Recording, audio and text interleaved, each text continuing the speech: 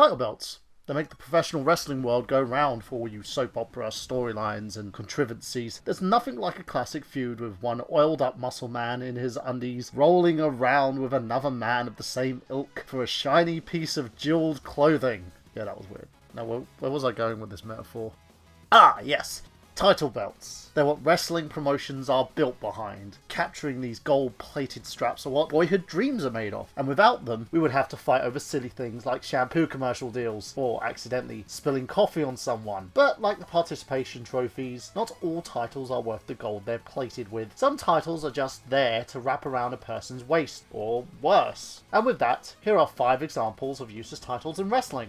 Number 5. The WWF European Title. A bit of a controversial choice, the European title certainly has its place in history. Created in 1997, the belt was established as the prize in a tournament held overseas, in Germany. No, not Rio, this tournament actually happened. And it was won by the British Bulldog Davey Boy Smith, who would hold the title for the majority of 97 before losing the title to then WWF champion Shawn Michaels. Not a bad show of legitimacy until Shawn lost it to Triple H at the end of the year on a comedy segment where he literally laid down to give Triple H the win. No, not Hogan and Nash. That one. The title was then hot potato between Triple H and Owen Hart going into 1998, before being hot potatoed to D'Lo Brown and X-Pac for the rest of the year. X-Pac would go on to lose the title to Shane McMahon in 99, where Shane would go on to deactivate the title so he could retire as champion, so to speak, before the belt was brought back 2 months later after Mideon found the title in his bag. No, literally. He found the title in Shane's luggage and made himself champion. By this point, the bloom was off the rose for the European title's credibility. The belt would go on for the next 3 years, acting as a babyface first title, a kind of stepping stone below the Intercontinental title, given when the WWE writers decided to maybe start doing something with you. The title lived up until 2002, when Rob Van Dam unified the European and Intercontinental titles respectively on a random episode of Raw against Jeff Hardy. And that's pretty much the legacy of the European title. You hear a lot of fans nowadays bring up the European title in conversation about bringing back titles of the Attitude Era, and usually when talking about guys like Sheamus, Rusev, or even Cesaro. But as yourselves, does this make the man make the title, or the title make the man? Yes, the title did find its way around the waist of guys like Kurt Angle, William Regal, Chris Jericho respectively. But aside from Angle, did any of these guys get elevated winning the title? Nope. Big nope. They were given the big stars whether they had the title or not, and it's not like a lot of the champions really elevated the title's lineage. Like I said, the title usually went to either a young up-and-comer or a guy that needed to do something, and the belt overall just had a weak lineage. And like the Hardcore title, it's kind of a relic in the past and should be better left in the bowels of history. Number 4. The WWF Light Heavyweight Championship. Okay, before the YouTube comments get flooded by armchair wrestling historians, yes, I am aware that technically the original WWF Light Heavyweight title dates back to early 1981 when it was created out of a deal between WWF and Mexican wrestling promotion UWA, and later on when the title was defended in New Japan from 95 to 97, and I am well aware that the title has a lineage going back to the original Pero Aguirre as well as Jushin Liger, and of course the Great Suzuki. You know what though? I don't care. You know why?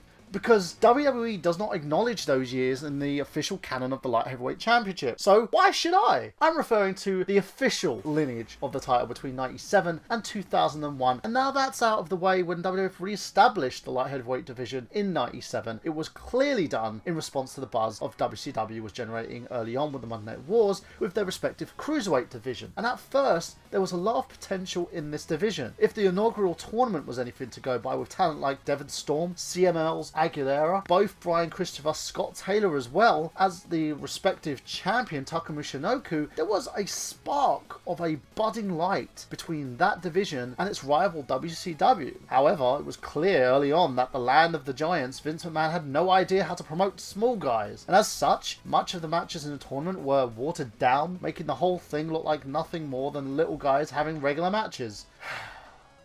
Why am I getting really bad deja vu? Never mind. Within a year, the belt would find its way around the waist of talent that would carry the division for the next 2 years. Yes, Gillberg, the generic love child of Goldberg and James Ellsworth, won the title in November 98 and held on to it till February 2000 for 448 days. The longest reign in the division. If that doesn't make it clear why the title is on this list, I don't know what will. The belt would find its way onto Dean Malenko shortly thereafter, but the damage was already done. Not even the Iceman could elevate the division. The belt bounced around a bit more, mainly on the C-shows of Sunday Night Heat, before being unified with the WCW Cruiserweight title during the Invasion angle in 2001. And yes, during that fake brand war, Vince chose the other brand's title over his own. It's kind of a fitting ending for the title, really, wasn't it?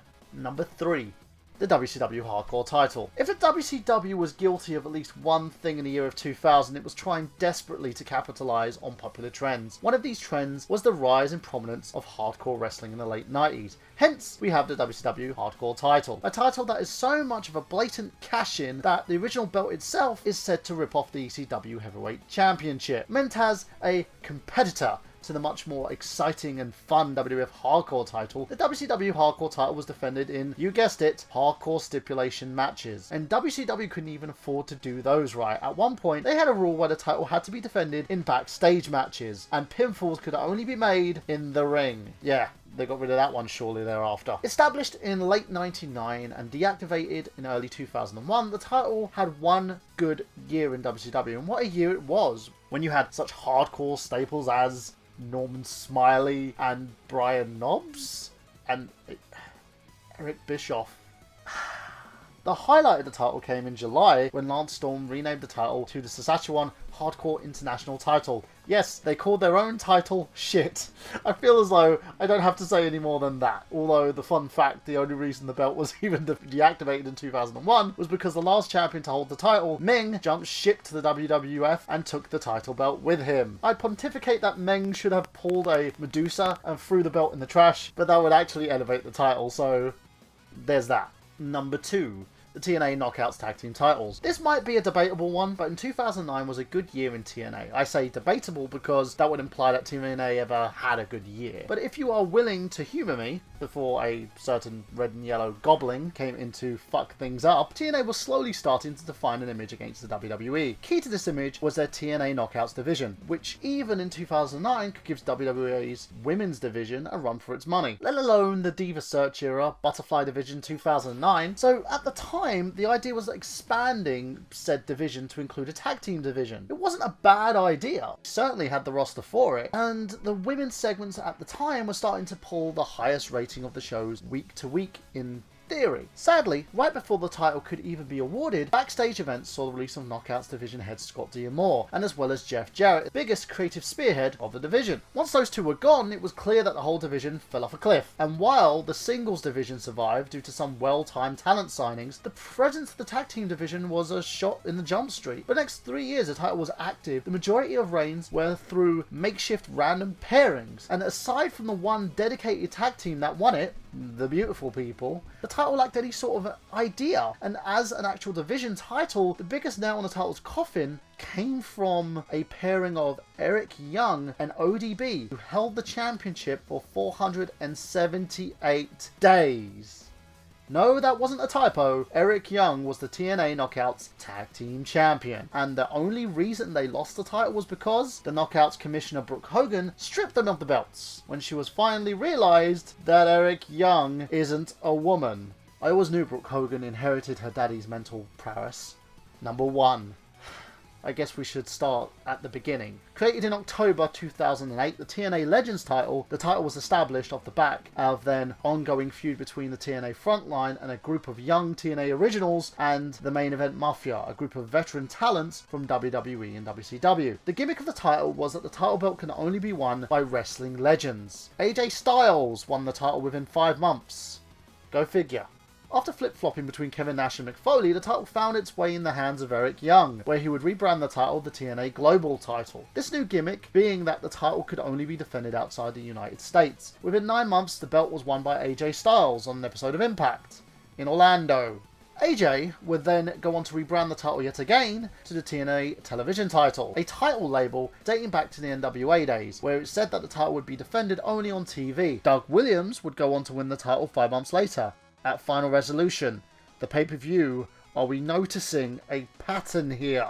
If it wasn't clear by this point, TNA gave less of a shit about the title than paying their own talent. Look no further than the deactivation of the title in July 2014. Now, the kayfabe reason for the deactivation was that TNA director Kurt Angle, don't ask, decided to scrap the title because the belt had not been defended in several months. Except that wasn't the kayfabe reason. Abyss had won the title in previous year at Slammiversary, and TNA never had him defend the title. Never had him wear the title on TV, and never mentioned that he was the TNA champion. TNA forgot about Abyss and the fact that he was a champion for 396 days over a full calendar year. You know what? Fine. Whatever the reason was, they finally put the nail in the coffin on this damn shitty title.